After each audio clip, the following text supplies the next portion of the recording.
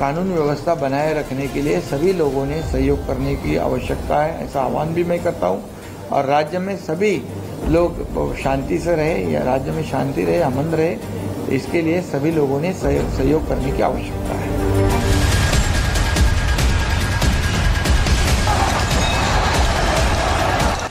सवाल ये उठता है कि अचानक इतने औरंगजेब के औलादे कहाँ से पैदा हुई, इसके पीछे कौन है, इसका असली मालिक कौन है, ये भी हम ढूंढ के निकालेंगे।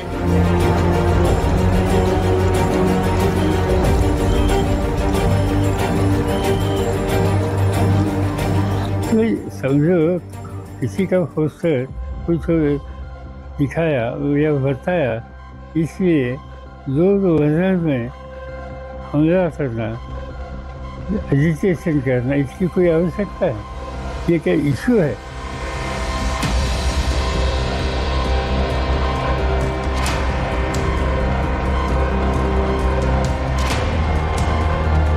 अगर इन्होंने इनकी मस्ती बंद की नहीं तो इनको ठीक कैसा करना है, उसकी सारी दवाई हमारे पास है। अगर इनको औरंगजेब की इतनी याद आ रही है तो औरंगजेब के बाद भेजने का की बुलेट ट्रेन हमारे पास तैयार है।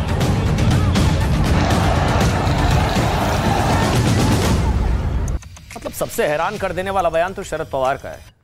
मतलब ग्लोरीफाइड डकैत, शैतान, आतंकी कह लीजिए, औरंगजेब शिवाजी की धरती में औरंगजेब की बात करना कोई मुद्दा है क्या?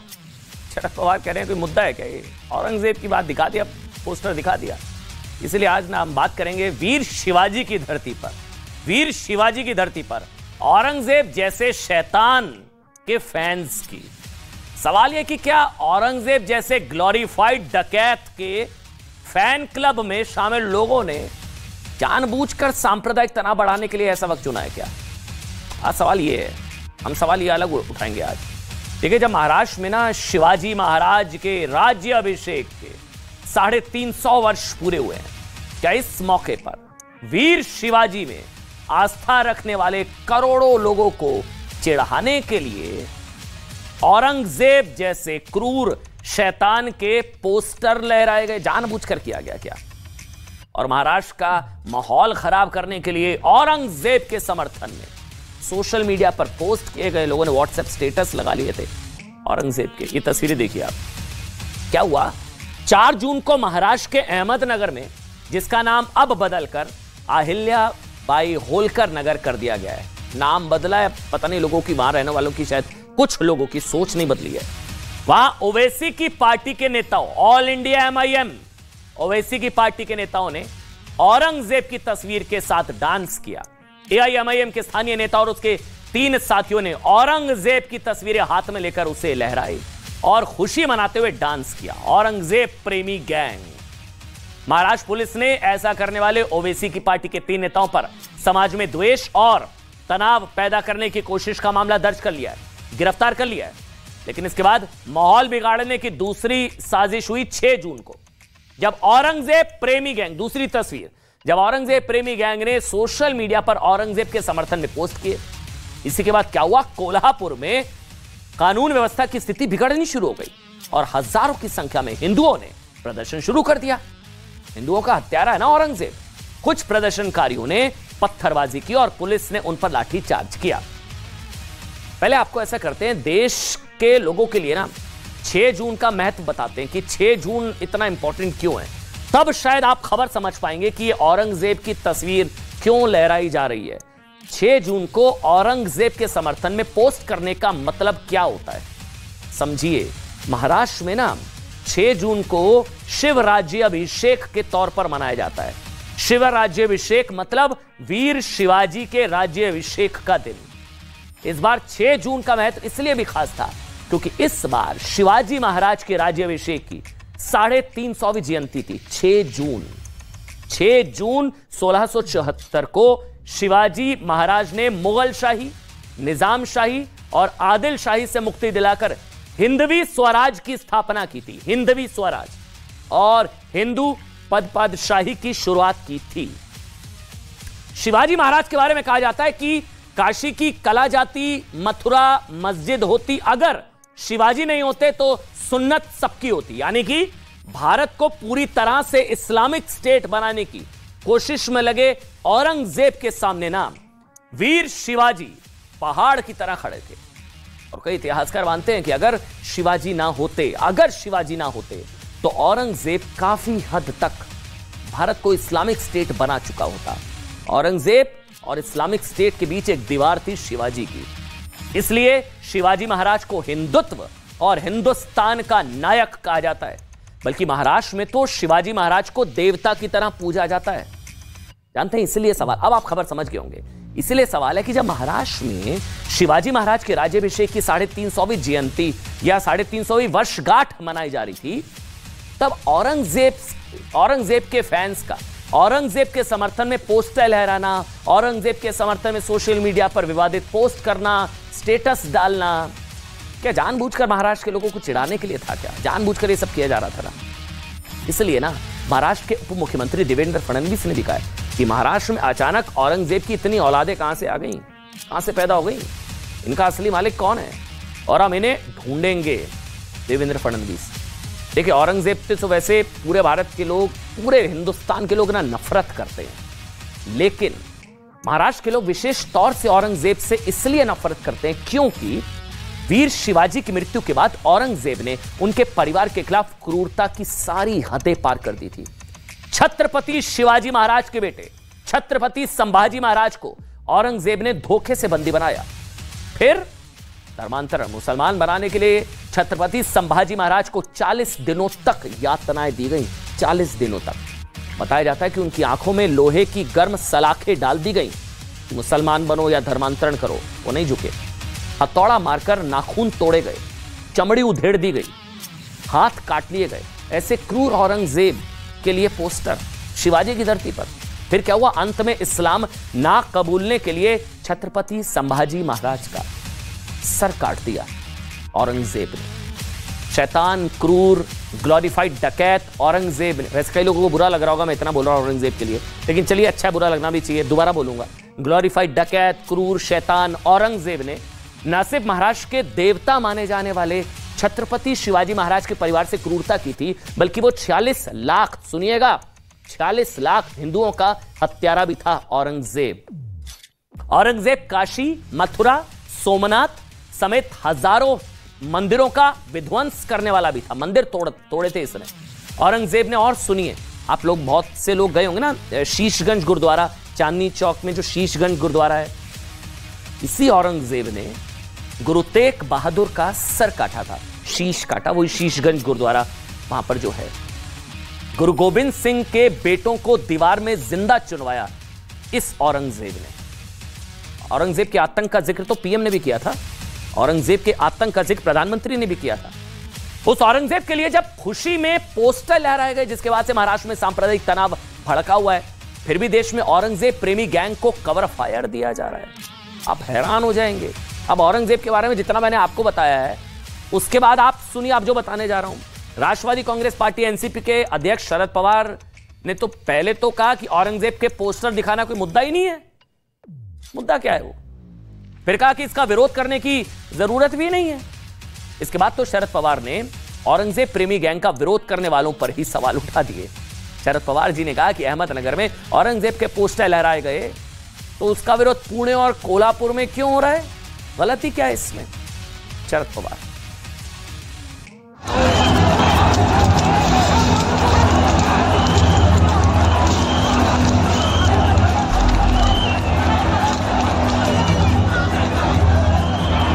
कानून व्यवस्था बनाए रखने के लिए सभी लोगों ने सहयोग करने की आवश्यकता है।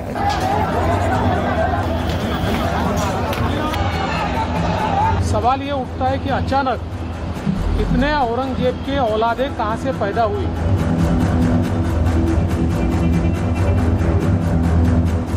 एजिटेशन करना, इसकी कोई आवश्यकता है? ये क्या इश्यू है? आम्हाला उद्या तलवार पण हातात घ्यायला लागली तर घ्यायला आम्ही तयार। हिंदुओं के सबसे बड़े दुश्मन औरंगजेब के नाम पर महाराष्ट्र सुलग रहा है।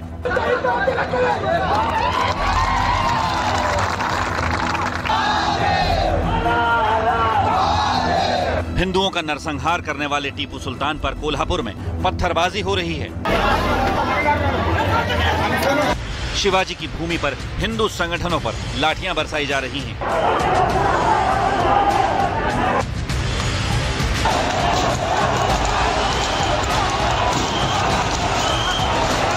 औरंगजेब और टीपू सुल्तान को अपना स्टेटस समझने वाले कुछ लोगों की वजह से कोल्हापुर और अहमदनगर में हंगामा हो रहा है। शिवाजी की भूमि पर औरंगजेब के चेले माहौल बिगाड़ने की कोशिश में तो नहीं है।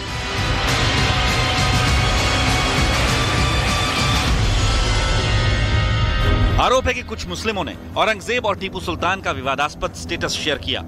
औरंगजेब की तस्वीर वाला स्टेटस वायरल हुआ तो हिंदू संगठनों ने नाराजगी जताई और आपत्तिजनक पोस्ट साझा करने वालों के खिलाफ कार्रवाई की मांग करते हुए कोल्हापुर बंद का आह्वान किया। इस दौरान हिंदू संगठनों से जुड़े सैकड़ों कार्यकर्ता सड़कों पर उतरे और प्रदर्शन किया।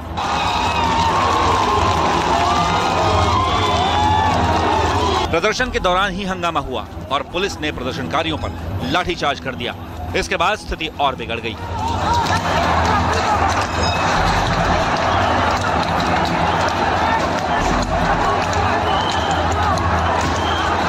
बताया जा रहा है कि व्हाट्सएप स्टेटस डालने वाले तीनों आरोपी नाबालिग हैं, जिनके खिलाफ केस दर्ज कर लिया गया है। लेकिन हालात इतने बिगड़ चुके हैं और हिंदुओं की भावना इतनी आहत हो चुकी है कि हिंदू संगठनों की मांग है कि आरोपियों पर कड़ा एक्शन लिया जाए। हालांकि स्थिति पर नियंत्रण के लिए इलाके में 19 जून तक धारा 144 लगा दी गई है। डिप्टी सीएम देवेंद्र फडणवीस ने चेतावनी दी है कि औरंगजेब की तारीफ करने वालों को किसी भी हालत में माफ नहीं किया जाएगा।